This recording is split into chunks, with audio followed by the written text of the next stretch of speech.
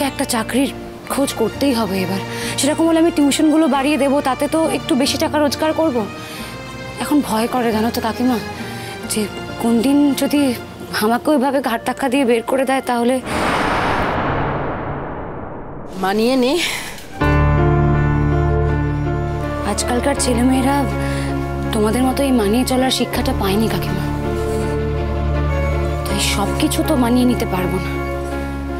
হ্যাঁ, আমি চেষ্টা করব, নিশ্চয়ই চেষ্টা করব।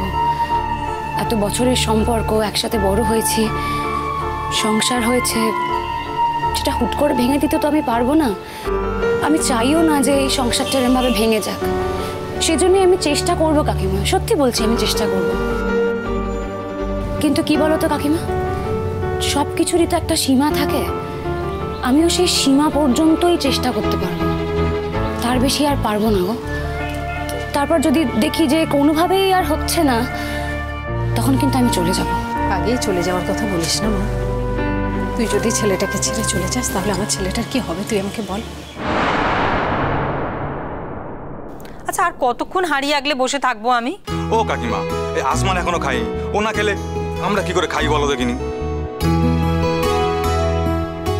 তুলি, শোন না, বলছি আমরা না এখন মিষ্টি খাবো না, ভাত খাবো। আসমান, মাংস ভাতের ব্যবস্থা আছে তো?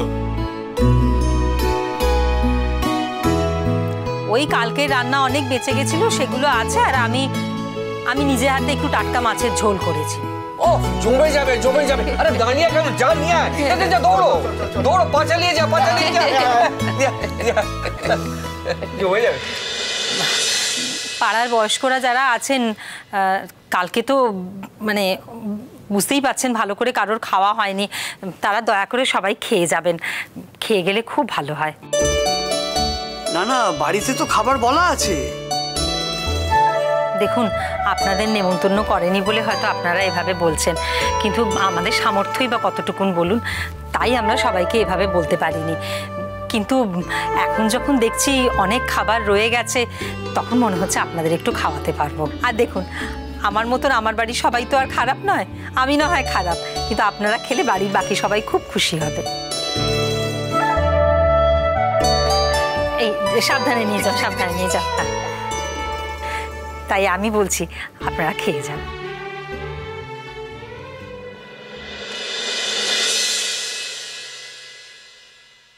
মা, আবার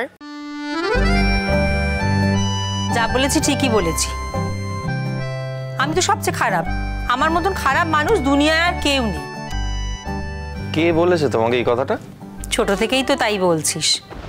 আসলে তোকে ছোট থেকে যা শেখানো হয়েছে তুই তাই করছিস, এখনো তাই করছিস।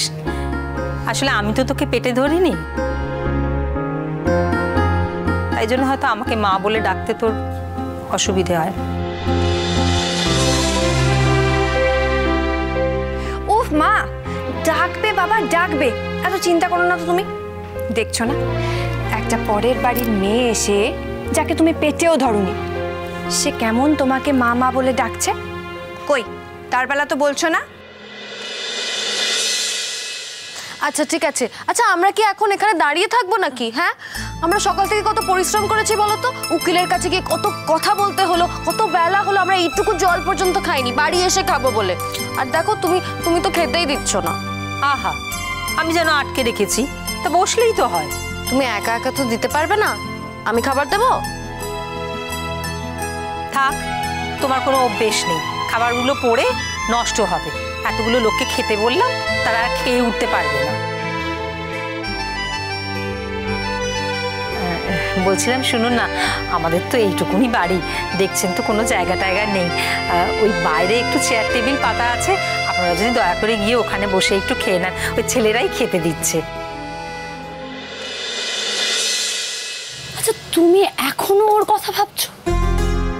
তোমাকে এত অপমান করেছে, এত অসভ্যতা করে যাচ্ছে, তুমি তারপরেও কি করে ভাবতে পারো? কালকে ওইভাবে ছেলেটাকে মারলাম, এত কষ্ট হচ্ছে মনে হচ্ছে।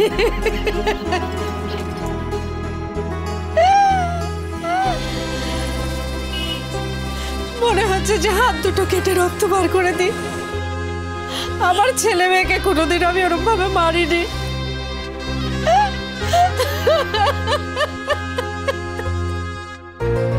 সত্যিই তুমি পারো কাকিমা, কেঁদো না। তুমি ওর জন্য এখন এরকম ভাবে দুঃখ পাচ্ছ, প্লিজ কেঁদো না। আরে সকালবেলা কিছু খেয়ে গিয়েছিল, আমি তো 7 তাড়াতাড়ি বেরিয়ে এলাম, দেখতেও পেলাম না। না, খেয়ে কিছু যায়নি। আমি কোনো রকমে একবার খাবার দিতে গেলাম, তার তো মুখ ভার হয়ে আছে, এমন করে আমার দিকে তাকালো, আমি আর তারপরে কোনো কথা বলি। ও তুমি চিন্তা করো না, এখন খাবে না, 2 দিন খাবে না, 3 দিনের দিন ঠিক খেয়ে নেবে, দেখো। টিটু আসছে, যা যা যা যা যা, চলে যা, তোকে এখানে দেখলে অশান্তি করে, যা চলে যা যা। কেন আমি চলে যাবো কেন? এটা তো আমারও পাড়া, আমিও তো ছোটবেলা থেকে এখানেই বড় হয়েছি, এদিকে ঘুরে বেরিয়েছি, বন্ধুদের সাথে গল্প করেছি।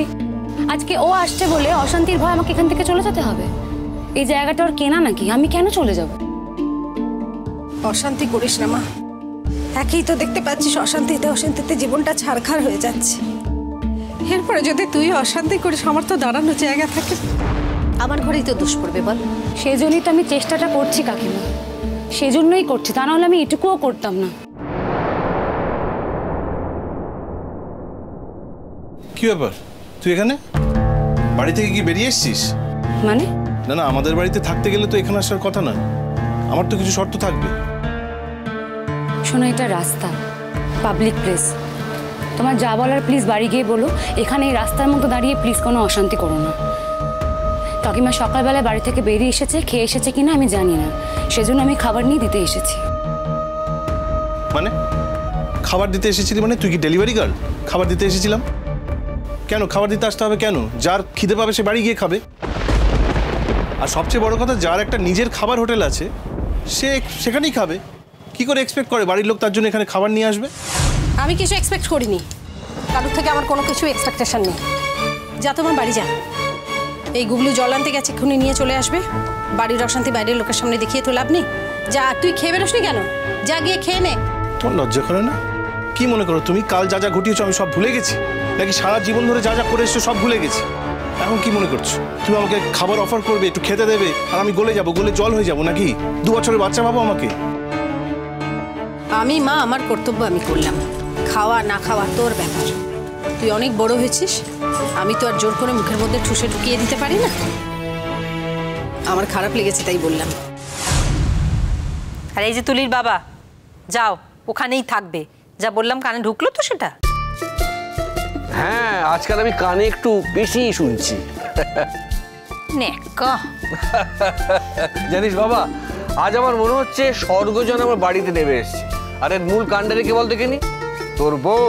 হ্যাঁ, আমি তো স্বপ্নও ভাবিনি যে এত সুন্দর আমার ছেলের বউ হবে, আমি ভাবতেই পারিনি। হ্যাঁ শোনো, এত সোজা হয়নি ব্যাপারটা আমার জন্য।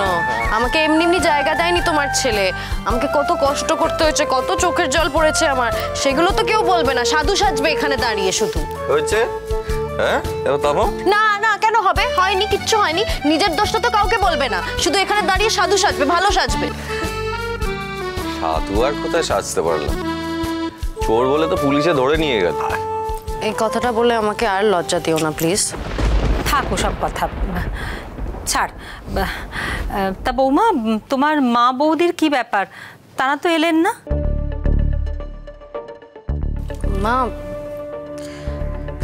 মা ফোন করেছিল আমাকে, কিন্তু মা এখানে এসেছিল বলে বাড়িতে অনেক অশান্তি হয়েছে। মাকে সবাই এক ঘরে করে দিয়েছে। সে কি? কই বলিসনি তো? বলা হয়নি আসলে। যখন ফোনটা এলো তখন আমরা উকিলের কাছে ছিলাম, মানে উকিল বাবুর সাথে কথা বলছিলে। আমি তখন একটা পাশের ঘরে গিয়ে একটা ফোন ধরলাম না, তখন এই কথাটাই বলছিল। কাকিমার সঙ্গে এমনটা করলো? তা ম্যাডাম এখন করবেন কি? আবার বাড়ি ছেড়ে চলে যাবেন নাকি?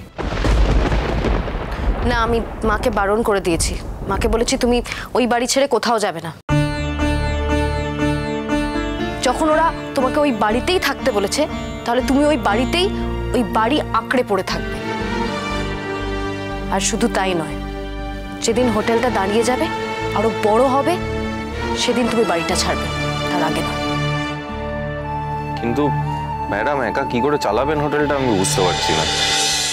জল থই থই জল থই থই ভালোবাসা।